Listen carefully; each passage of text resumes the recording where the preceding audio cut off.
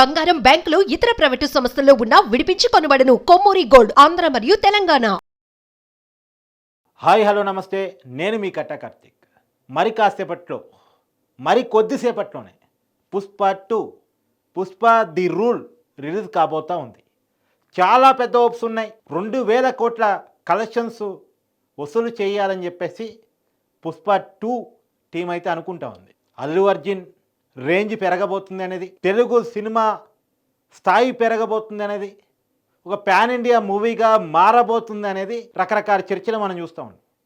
ఒకవైపు ఈ చర్చలు జరుగుతుండగానే అల్లు ఫ్యాన్స్, మెగా ఫ్యాన్స్ వారు కూడా కంటిన్యూ అవుతుంది సోషల్ మీడియా వేదికగా. ఈ మధ్య కాలంలో చెన్నైలో ప్రీ రిలీజ్ ఈవెంట్ జరిగింది పుష్ప 2కి సంబంధించి. ఆ ఈవెంట్లో ఏం పీకలేరు బ్రదర్ అనేటువంటి ఒక వాల్ పోస్టర్ అందరినీ కూడా గందరగోళానికి గురి చేసినటువంటి పోస్టర్. అది ఎవరు ప్రదర్శించారు? ఇక్కడ వచ్చిన పాటు కన్ఫ్యూజన్. అల్లు అర్జున్ బౌన్సర్లే దీన్ని ప్రదర్శించారని, అల్లు అర్జున్ దీన్ని బ్యాక్గ్రౌండ్లో ఒక ఫోటో దిగి ఇన్స్టాగ్రామ్లో కూడా పోస్ట్ చేశాడు స్టోరీగా, తర్వాత డిలీట్ చేశాడు. ఇవన్నీ కూడా మనం చూస్తూ ఉన్నాం. ఇదంతా పక్కన పెడితే అసలు అల్లు అర్జున్ ఆ పోస్టర్ చూసిన తర్వాత ఇలాంటి పోస్టర్తో ప్రదర్శించవద్దు అని చెప్పేసి కనీసం అక్కడ ఉన్న వాళ్ళని వారించలేదు. వాళ్ళ అభిమానులైనా కావచ్చు, బౌన్సర్లైనా కావచ్చు, అల్లు ఆర్మీకి సంబంధించిన వ్యక్తులైనా కావచ్చు, ఎవరు ప్రదర్శించినా సరే ఖండించాలి, వ్యతిరేకించాలి, అర్జెంటుగా దాన్ని తీసివేయని చెప్పగలగాలి. కానీ చెప్పలేదు. కాబట్టి అల్లు అర్జున్ ప్రోత్సాహంతోనే ఈ బ్యానర్ పెట్టారా? ఎందుకు ఏం పీకలేరు బ్రదర్? పి హైలైట్ చేశారు, కే హైలైట్ చేశారు. అంటే పవన్ కళ్యాణ్ ఉద్దేశించి చేసిన కామెంట్ ఇది. పవన్ కళ్యాణ్ ఉద్దేశించి చేసిన కామెంట్ ఇది. ఒకప్పుడు అల్లు అర్జున్ తన్నోడితో నేను చెప్పను బ్రదర్ అని పవన్ కళ్యాణ్ పేరును ఉద్దేశించి, పవన్ కళ్యాణ్ ఫ్యాన్స్ను ఉద్దేశించి చెప్పిన మాట.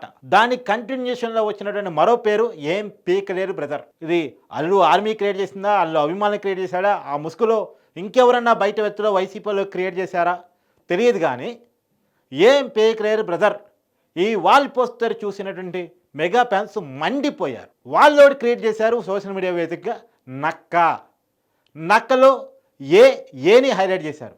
ఏ అంటే ఎవరు? అల్లు అర్జున్ ఉద్దేశించే చెప్పినట్టు లెక్క వేసుకోవాలి మనం. వీళ్ళెవరూ కూడా మేము పవన్ కళ్యాణ్ ఉద్దేశించి చెప్తున్నామని కానీ, అల్లు అర్జున్ ఉద్దేశించి చెప్తున్నామని కానీ ఓపెన్గా చెప్పరు. ఇండైరెక్ట్గా సంకేతాలు ఇస్తూ పోస్టరే క్రియేట్ చేసి సోషల్ మీడియాలో వదిలారు. నిజానికి ఇది బాధాకరం. అసలు అల్లు కుటుంబం వేరు, మెగా కుటుంబం వేరు, అల్లు హీరోలు వేరు, మెగా హీరోలు వేరు అని గతంలో ఎవరు అనుకోలే. మీకు చిన్న విషయం చెప్పాలి. అల్లు అర్జున్ ఫస్ట్ సినిమా డాడీలో క్యారెక్టర్ ఆర్టిస్ట్గా అల్లు అర్జున్ని పరిచయం చేశారు. ఎందుకు చిరంజీవి సినిమాలో అల్లు అర్జున్ని పరిచయం చేశారంటే, చిరంజీవి సినిమాలో అల్లు అర్జున్ పరిచయం చేస్తే అల్లు అర్జున్కి ఒక ఎలివేషన్ వస్తుంది, మెగా ఫ్యాన్స్ ఓన్ చేసుకుంటారు. సో సినిమా హీరో అయ్యేటప్పటికే రిసీవ్ చేసుకోవడానికి కొంత ఫ్యాన్ బేస్ ఉంటుంది సినిమాను రిసీవ్ చేసుకోవడానికి. కానీ డాడీ సినిమాలో ఒక క్యారెక్టర్ అతను బాగా డ్యాన్స్ వేయగలడని, బాగా నటించగలడని చూపించడం కోసం ఒక క్యారెక్టర్ క్రియేట్ చేసి డాడీ సినిమాలో అల్లు అర్జున్ చూపించారు. తర్వాత ఏదో ఒక సినిమా కోసం అల్లు అర్జున్ ప్రయత్నం చేస్తే ఆ సినిమా అల్లు అర్జున్కి రాకుండా నితిన్కి పోయింది. మరి ఆ డైరెక్టర్ ఏం భావించారో ఏంటో నాకు తెలియదు. కానీ అంటే అల్లు అర్జున్ ఆ సినిమాకి కరెక్ట్ కాదనుకున్నారు. అప్పటికి అల్లు అర్జున్ పర్ఫార్మెన్స్ ఇంత బాగా నటించగలడు, పెద్ద సూపర్ స్టార్ అవుతాడు అది ఎవరికి తెలిసి ఉండకపోవచ్చు. కాబట్టి అప్పటికి అంచనా వేసుకోవడంలో పొరపాటు కారణంగానో ఏమో ఆ రోజు అల్లు అర్జున్కి సినిమా రాలేదు, నితిన్కి పోయింది. తర్వాత చిరంజీవి గారు స్వయంగా ఇన్వాల్వ్ అయ్యి రాఘవేంద్రరావు గారికి ఫోన్ చేసి మీరు 100వ సినిమా తీయబోతున్నారు, ఆ 100వ సినిమా మా కుర్రోడితోనే తీయాలి అని చెప్పేసి అల్లు అర్జున్ పేరుని ఆయన ప్రస్తావించారు. వాస్తవానికి రాఘవేంద్రరావు తన 100వ సినిమాని ఏ పెద్ద హీరోతో చేద్దామనుకున్నారు. చిరంజీవి కావచ్చు, బాలకృష్ణ కావచ్చు, మరి ఆయన మనసులో ఏముంది కానీ ఓ పెద్ద స్టార్ హీరోతో చేద్దామనుకున్నారంట. అప్పటికి అల్లు అర్జున్ స్టార్ హీరో కాదు. అప్పుడు కొత్త హీరోగా అల్లు అర్జున్ని పరిచయం చేయాలి. ఇది రిస్క్తో కూడిన పని. కానీ చిరంజీవి గారు చెప్పిన మాట మేరకు ఆయన మీద గౌరవంతో అల్లు అర్జున్ హీరోగా పెట్టి గంగోత్రి సినిమా తీశారు రాఘవేంద్రరావు గారు. అద్భుతంగా హిట్ అయింది. అల్లు అర్జున్ చాలా బాగా నటించాడు. సినిమా కథ కూడా చాలా బాగుంది. Mega fans Allu Arjun own చేసుకున్నారు, పెద్ద హిట్ చేశారు. అంతవరకు బాగానే ఉంది. అల్లు అర్జున్ కూడా మొదట్లో చిరంజీవి గారన్నా, పవన్ కళ్యాణ్ గారన్నా చాలా బాగా పొగిడేవాడు. కానీ ఒక స్థాయి పెరిగింది అల్లు అర్జున్కి. తెలుగులోనే కాదు, మలయాళంలో ఫ్యాన్స్ వచ్చారు, నార్త్లో కొంత ఫ్యాన్ బేస్ వచ్చింది, తమిళ్లో కొంత ఫ్యాన్ బేస్ వచ్చింది. ఇది ఎప్పుడైతే అల్లు అర్జున్కి పెరిగిందో తను మెగా నుంచి వేరు కావాలి అనేటువంటిది కూడా పెరిగింది. అప్పటి నుంచే అల్లు అర్జున్ యాక్చువల్లో కానీ మాటల్లో కానీ తేడా రావటం మొదలెట్టింది. నేను చెప్పను బ్రదర్ అనే పదం కూడా అక్కడి నుంచి వచ్చింది. అక్కడి నుంచి అల్లు అర్జున్ పట్ల కొంత మెగా ఫ్యాన్స్ కోపంతో రగిలిపోతూ ఉన్నారు. కానీ మెగా హీరోలు ఓన్ చేసుకోవటం వల్ల వీళ్ళు కూడా ఓన్ చేసుకుంటూనే ఉన్నారు. కానీ ఎప్పుడైతే మొన్న ఎన్నికల్లో మొత్తం కుటుంబం అంతా రామ్ చరణ్ కావచ్చు, చిరంజీవి గారి సతీమణి కావచ్చు, ఈవెన్ దో అల్లు అర్జున్ గారి ఫాదర్ అయినటువంటి అల్లు అరవింద్ గారు కావచ్చు, వీళ్ళంతా కూడా పవన్ కళ్యాణ్ కోసం పిఠాపురం ప్రచారానికి వెళ్తూ ఉంటే, ఎన్నికల ప్రచారం చివరి రోజు అది, అల్లు అర్జున్ మాత్రం నంద్యాల వెళ్ళాడు. తన మిత్రుడనే కారణం చేత శిల్పా రవిచంద్రారెడ్డికి మద్దతు ఇచ్చాడు. పవన్ కళ్యాణ్కి కేవలం ట్విట్టర్లో మద్దతు ఇచ్చాడు. 2019 ఎన్నికల్లో కూడా శిల్పా రవిచంద్రారెడ్డికి అల్లు అర్జున్ మద్దతు ఇచ్చాడు. కానీ అప్పుడు వివాదం కాలే. కానీ ఇప్పుడు ఎందుకు వివాదం అయిందంటే, మెగాస్టార్ చిరంజీవిని స్వయాన జగన్మోహన్ రెడ్డి అవమానించాడు. టికెట్ రేట్ల కోసం, సినిమా ఇండస్ట్రీ సమస్యల కోసం పోతే అవమానించాడు. తర్వాత పవన్ కళ్యాణ్ని వైసీపీ నాయకులు స్వయంగా జగన్మోహన్ రెడ్డి కూడా బండబోలు తిట్టాడు, ఇబ్బంది పెట్టారు, అనేక రకాలుగా టార్చర్ పెట్టారు. ఇలాంటి వ్యక్తిని, కుటుంబ పెద్దల్ని అవమానించినటువంటి వ్యక్తిని మీరు ఎలా ఆ పార్టీకి సంబంధించిన వ్యక్తికి ప్రచారం చేస్తారు, వెళ్ళి కలుస్తారు? మరి అదే మీరు మీ మేనమామ పవన్ కళ్యాణ్ కోసం ఎందుకు రారేరు? ఇది మెగా ఫ్యాన్స్కి చాలా కోపం తెప్పించింది. పీఠాపురం రాకుండా నంద్యాల పోవటం బాగా దూరం చేసింది. దానికి సంజాయిషి ఇచ్చుకోవాల్సినటువంటి Allu Arjun, Allu fans mega fans వేరు కాదు, మెగా ఫ్యాన్స్ అట్టయ్యారు అని చెప్పేసి భావించి వాళ్ళకి క్లారిటీ ఇవ్వాల్సిన అల్లు అర్జున్ ఆ వివాదాన్ని మరింత లేపే ప్రయత్నం చేశారు. నా ఇష్టం బ్రదర్, నేను వెళ్తాను, నా ఇష్టం అంటూ మాట్లాడే ప్రయత్నం చేశారు. నీ ఇష్టం కరెక్టే, నీ ఇష్టం ఎంతవరకు కరెక్టు? నీ కుటుంబ సభ్యుల్ని అవమానించినా సరే పట్టించుకున్నంతవరకు అనేది మెగా ఫ్యాన్స్ కొన్న కోపం.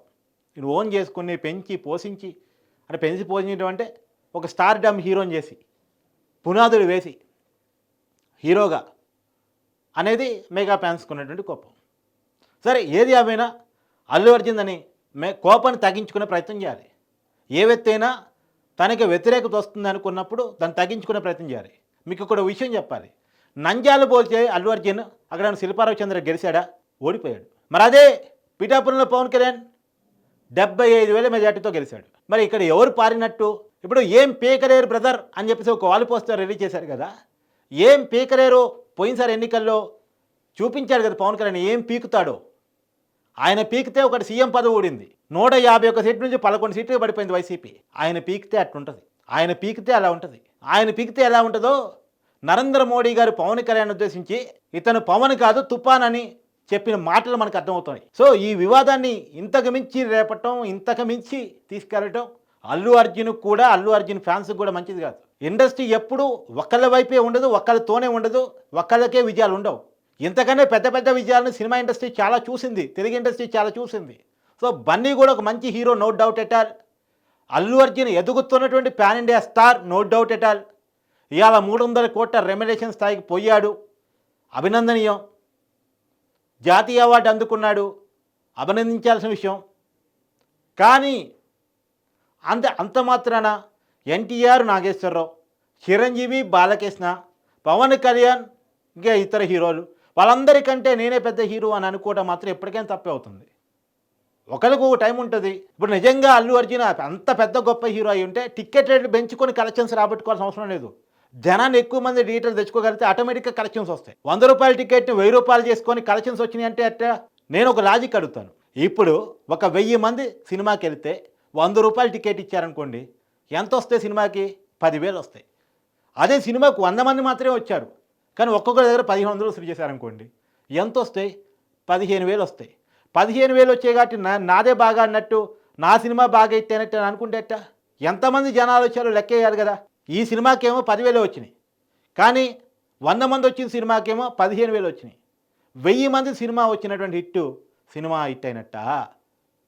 లేదు 100 మంది మాత్రమే చూసిన సినిమా హిట్ అయినట్ట? మనం దేన్ని పరిగణ తీసుకోవాలి? ఇది మనం ఆలోచించాల్సిన విషయం. కలెక్షన్స్ అనేవి ఎట్ట వస్తున్నాయి? టికెట్ రేట్ పెంచడం వల్ల వస్తున్నాయి, అడ్డగోలుగా జేబుకి చిల్లు పెట్టడం వల్ల వస్తున్నాయి. నిజంగా ఎక్కువ మంది సినిమా ఆడియన్స్ రిపీటెడ్గా చూడటం వల్ల కాదు. రిపీటెడ్గా ఆడియన్స్ వచ్చి ఎక్కువ రోజులు థియేటర్లో సినిమా ఆడితే అది పెద్ద హిట్ అన్నట్టు. ఒకప్పుడు ఒక సినిమా 100 రోజులు ఆడేది, సరే ఇలా 100 రోజులు ఆడే పరిస్థితి సినిమాలు లేవు, కానీ థియేటర్ల సంఖ్య పెరిగింది, అవకాశాలు పెరిగినాయి, ఇంకొన్ని రాయితే టీవీలోనే వచ్చే పరిస్థితి కాబట్టి ఆ పరిస్థితి లేదు. కానీ కనీసం నెల రోజులు 2 నెలలు 60 రోజులు 2 నెలలు అంటే 50 రోజులు అంతకన్నా ఆడే పరిస్థితి ఉందా హౌస్ఫుల్గా? చూడాలి, అలా ఆడితే మంచిదే. ఏది ఏమైనా సరే ఇది కరెక్ట్ కాదు. ఈ వివాదానికి పులుస్తా పెట్టాల్సిన అవసరం ఉంది. సాయి ధరమ్ తేజ్ ఒక ట్వీట్ చేశాడు ఆల్ ది బెస్ట్ చెప్తూ. పవన్ కళ్యాణ్ ఒక మంచి నిర్ణయం ఇచ్చాడు, సినిమా టికెట్లు రేట్లు పెంచుకునే అవకాశాన్ని అల్లు అర్జున్కి కల్పిస్తూ. సో అల్లు అర్జున్కి అవకాశాలు మెగా కుటుంబం ఇప్పటికీ కల్పిస్తూనే ఉంది, అతన్ని అభినందిస్తూనే ఉంది, అతనికి ఆల్ ది బెస్ట్ చెప్తూనే ఉంది. చూడాలి అల్లు అర్జున్ సినిమా ఏ మేరకు హిట్ అవుతుందో అనేటువంటిది. కానీ ఈ సినిమా విషయంలో మాత్రం కొన్ని అనవసరపు వివాదాలు అయితే సోషల్ మీడియా సాక్షిగా సాగుతున్నాయి అనేటువంటిది మాత్రం మన కళ్ళకు కనపడుతున్నటువంటి మాట. దీన్ని ముగింపు ఫలితం మంచిది. ఎందుకంటే ఒకప్పుడు ఫ్యాన్స్ వారు గట్టిగా ఉండేది, అది పులుస్తా పడింది. ఒకప్పుడు మెగా ఫ్యాన్స్ వర్సెస్ నందమూరి ఫ్యాన్స్గా ఉండేది, అది పులుస్తా పడి హీరోలంతా ఒకటే, వాళ్ళు బాగానే ఉంటారు, మనం కూడా బాగుండాలి అనే ఒక చైతన్యాన్ని చిరంజీవి బాలకృష్ణ కలగలిపి అభిమానులు తీసుకొచ్చారు. మళ్ళా దాన్ని చెడగొట్టే పని చేయకూడదు, అభిమానుల్లో విభేదాలు తీసుకొచ్చే పని చేయకూడదు అనేటువంటిది నేను చెప్పదలుచుకున్న మాట.